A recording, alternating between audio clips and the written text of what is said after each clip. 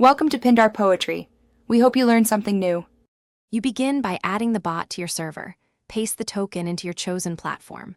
Once connected, make sure the bot's role is above the roles it will assign, then enable Manage Roles and send messages.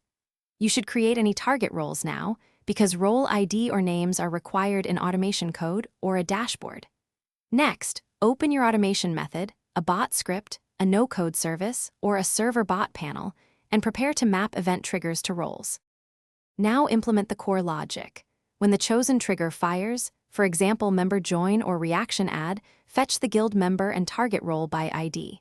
You should check permissions before trying to assign and wrap the call in try-catch or promise handling to respect rate limits. If using reactions, confirm message ID and cache state. Once done, perform the role.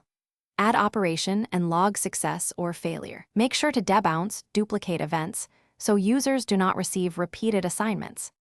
Finish by deploying the bot to a reliable host and enabling necessary intents like guild members and message reactions.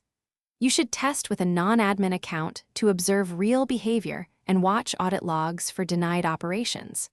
If the role doesn't apply, check that the bot's role sits above the target role, that the token hasn't expired, and that privileged intents are enabled in the developer portal. One troubleshooting tip: inspect console errors and